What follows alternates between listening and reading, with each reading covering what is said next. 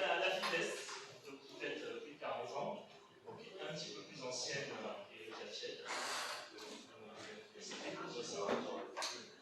Donc l'idée c'est de retracer un petit peu d'histoire, de vous dire ce qu'il en est aujourd'hui et ce qu'on a mis en place pour essayer de fluidifier justement le rapport entre les établissements membres de la FITEST. Alors donc, ça a été acté suite à la signature d'une convention entre les établissements au 1er octobre 1974.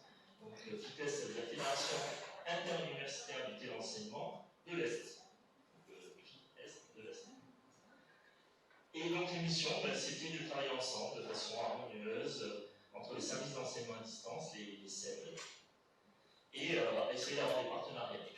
Donc c'est une grande idée de des universitaires, de travailler ensemble, et c'est génial, on va souvent y arriver.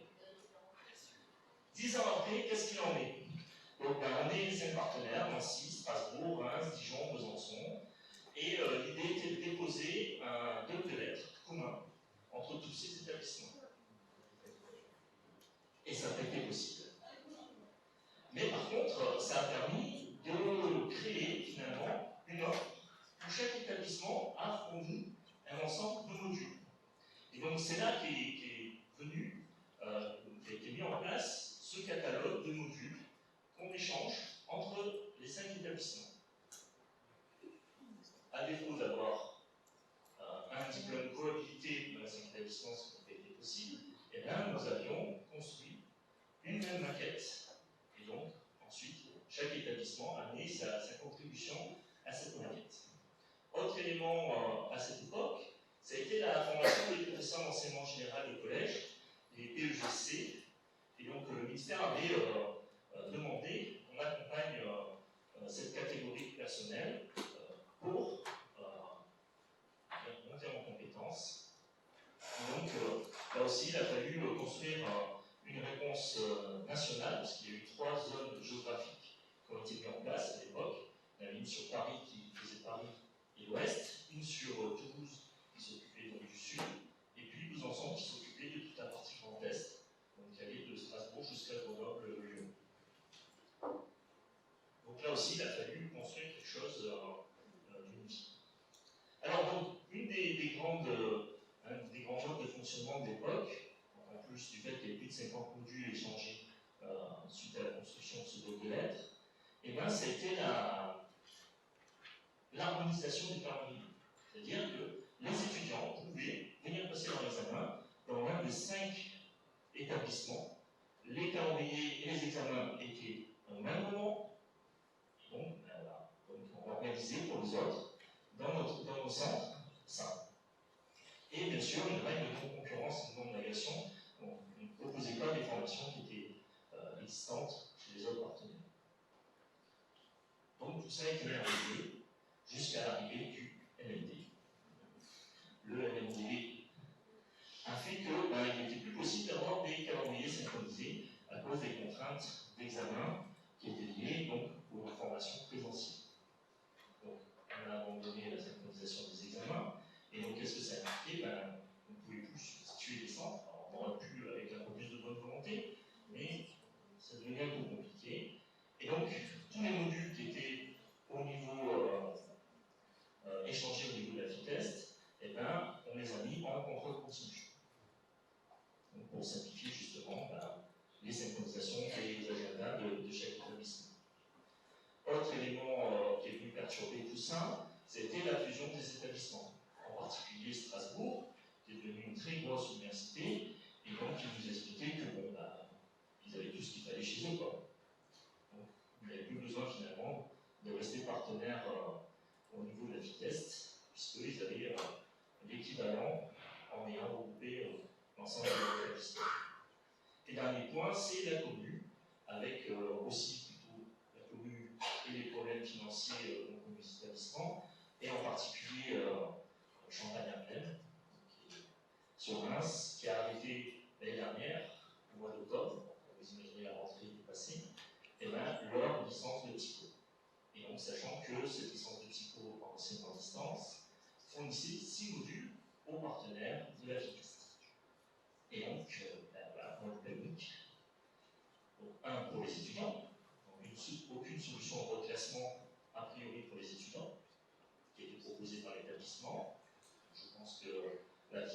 a essayé de répondre à quelques demandes, mais vous avez dû avoir, pour les partenaires qui ont une licence de psycho, peut-être des demandes qui sont arrivées tardivement à cause de ça. Et puis, le système de catalogue où on intègre dans nos maquettes les modules des autres établissements, et bien, même il va expliquer à nos étudiants qu'ils fassent un autre choix d'option, ou qu'on trouve un module pour substituer ces modules. Donc ça a été un petit peu compliqué.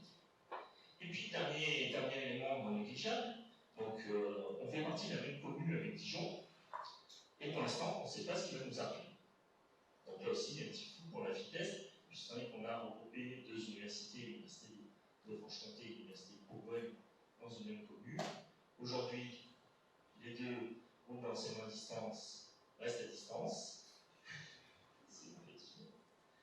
Mais on ne sait pas ce que nos directions vont un jour décider. Alors, est-ce que les communes, ça reste donc aujourd'hui, si on reprend la convention que nous avons signée en 2015, donc c'est des conventions qui sont renouvelées tous les 5 ans. Donc, grosso modo, on fait toujours la même chose. En tout cas, il est prévu en termes d'échange toujours la même chose. On a une dimension qui est liée aux bibliothèques, donc avec les CD renforcés. Donc, on a voulu aussi faire un affichage pour fluidifier finalement l'accès à nos étudiants pour que s'ils sont étudiants chez nous et qu'ils habitent à Nancy, ils puissent accéder facilement aux ressources, même si on a de plus en plus de ressources virtualisées. Et en termes de modules, donc, comme je vous disais tout à l'heure, on est en module, tous nos modules sont en contrôle continu. La première session, les notes sont remontées au 15 mai, et ensuite, on a les devoirs de rattrapage qui sont remontés pour le 30 juin. Donc c'est l'élément de synchronisation, finalement, au niveau des maquettes, au niveau de notre formation, entre tous les partenaires. Et chacun organise pédagogiquement et avec l'FCC sa façon de faire, sachant qu'on remonte une note à ces dates. Ensuite, on a décidé de ne pas faire d'envoi papier des cours qui concernent aussi les cours échangés, et donc, sauf cas exceptionnel, comme par exemple les gens qui sont en prison. Là, on n'est pas obligé de délivrer des supports qui n'ont pas toujours des accès. Donc ça représente une dizaine ou une quinzaine d'étudiants, donc ça reste facilement gérable. Et une uniformisation du coût. Alors, quelques métriques pour vous rendre compte de à quoi ça correspond. Donc aujourd'hui, on a 1097 étudiants qui utilisent justement ce système de modules. Donc c'est quand même une pratique assez diffusée. Donc je vous ai mis les chiffres par établissement de provenance. On voit que les plus gros consommateurs, c'est l'Université de Franche-Comté, un petit peu l'Université de Lorraine, et les moins consommateurs, c'est l'Université de Bourgogne. Alors ces 1097 étudiants, ils s'inscrivent dans 1537 modules. Alors c'est marrant, ça me rappelle exactement le facteur 1,4 que nous a parlé Didier ce matin. Donc l'idée, pareil, je vous ai mis, donc, par exemple là, c'est 75 étudiants qui viennent, 75 inscriptions d'étudiants qui viennent de l'Université de Bourgogne, et l'Université de Bourgogne utilise ou va chercher 266 inscriptions.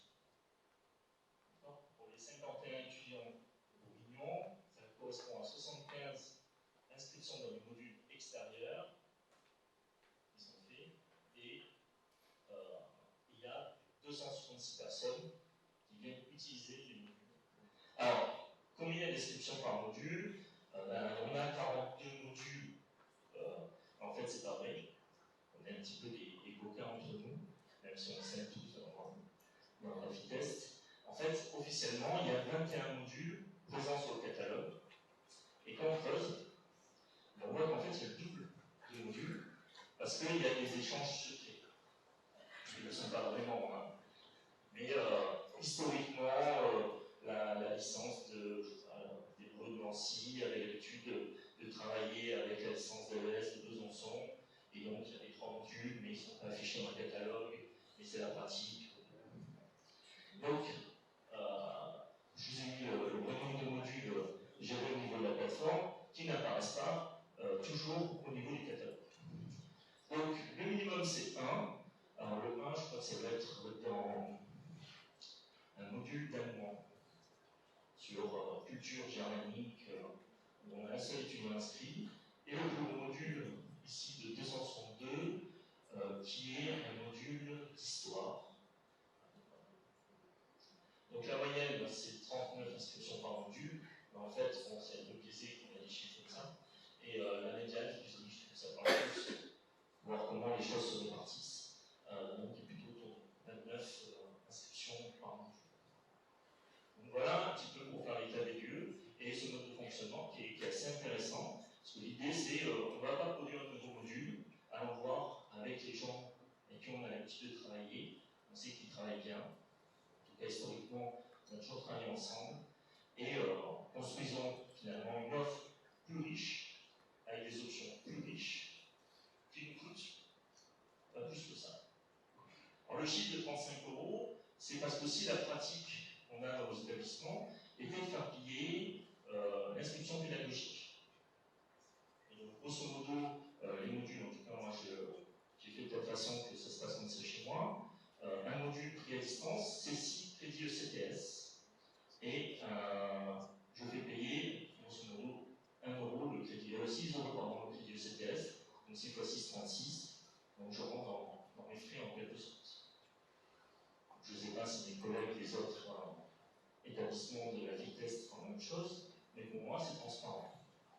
Et ça me permet d'avoir comme ça une offre de formation beaucoup plus riche pour mes étudiants avec des options que je ne pourrais pas finalement ouvrir si je devais proposer ça au niveau de mes étudiants. Donc voilà pour vous raconter un petit peu la FITEST. Donc il me reste plein de temps. Je vais vous parler de l'outil qu'on a mis en place, qui s'appelle FitSphere. Donc l'idée était d'avoir un outil au cœur donc, de nos 4 établissements, dans lequel on pourrait faire la gestion du catalogue, donc l'endroit où les étudiants vont pouvoir avoir le descriptif de leur module. Qu'est-ce qui est prévu, la bibliographie, les prérequis, le type, la nature des épreuves, avec le calendrier, le démarrage des éléments. Ensuite, on va pouvoir gérer tout ce qui est lié au back-office, la gestion des étudiants, et aussi les échanges entre nous au niveau de la gestion des notes. Voilà les grandes catégories. Alors bien sûr, après, on a réfléchi pour que ça soit le plus fluide possible, en tout cas pour nos scolarités. Donc, j'ai fait des petits schémas, j'aime bien. Donc, on a nos scolarités qui viennent remplir les modules qui sont mis à disposition. Chaque établissement a en charge sa partie du catalogue. Donc, il décrit concrètement ce qu'il en est, titre, et tout ce que je vous ai dit tout à l'heure. C'est éventuellement en lien avec Apogée, puisque ces informations peuvent être présentes dans Apogée, donc ils peuvent ne pas renseigner ou récupérer une partie, pour vérifier que c'est conforme. On l'enregistre au niveau de notre plateforme. Les scolarités peuvent consulter ce qui est mis à disposition, c'est toujours important, parce qu'on reçoit des coups de téléphone des étudiants qui veulent les détails, donc bien sûr, ça on peut répondre à leurs interrogations. Et ensuite, l'étudiant va pouvoir consulter pour pouvoir ensuite, bien sûr, s'inscrire si c'est l'option qui lui correspond. Donc, pour les étudiants, on a un site web d'information dans lequel il va pouvoir faire des recherches par rapport à son université, son diplôme, ce qui lui est proposé à lui.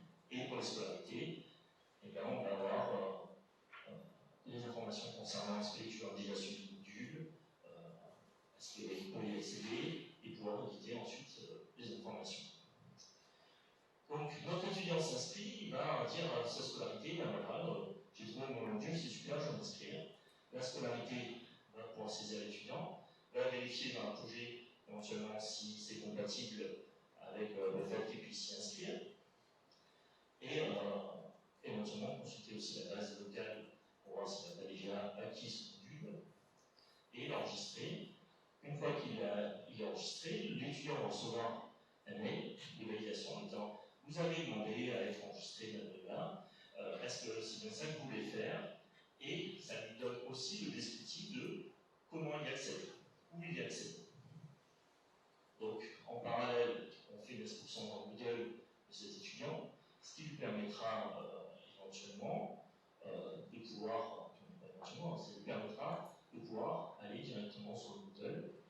S'il y a un problème, la scolarité pour consulter le statut d'étudiant, savoir s'il a bien reçu le message, s'il a accepté son inscription.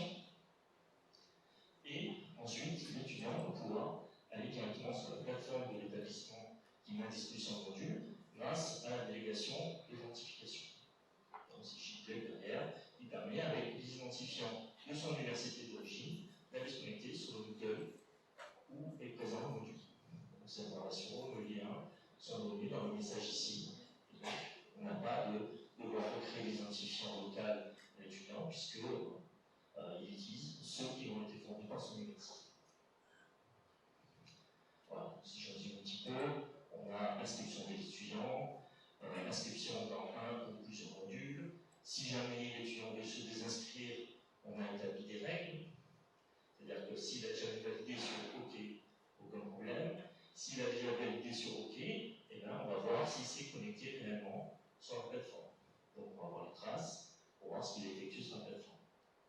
Donc s'il n'a rien fait, ce sera OK. Sinon, vu qu'il a déjà consulté et qu'on ne sait pas ce qu'il a fait des ressources, ça sera non. Et donc, bien sûr, pour les scolarités, on a tout le suivi de l'inscription avec l'utilisation ou le web service ou le fichier plat pour faire les versements généralement compter 24 heures pour qu'ils puissent avoir accès. Dernière partie, donc la gestion des notes. Donc une scolarité va saisir ses notes, elle va être bien sûr enregistrée dans le système, et puis la scolarité de ces étudiants inscrits reçoit une notification pour qu'elle puisse récupérer les résultats. Ensuite, on a un système de récupération des fichiers ROG pour pouvoir faire import, export du fichier ROG, complétion, et ensuite réimportation d'un projet. Donc les modules peuvent être, les notes peuvent être écrites ou directement dans l'interface ou via les fichiers plats ROG. On a pareil les exports sur les fichiers ou l'utilisation de web service, les statistiques, comme celle que je vous ai montrée tout à l'heure, mais beaucoup plus détaillées, où vous savez qui est inscrit, de quelle origine, dans quel établissement, etc. Ce qui nous permet derrière de faire les facturations croisées entre les établissements. Voilà, j'ai fini, tu vois. Merci à tous. Juste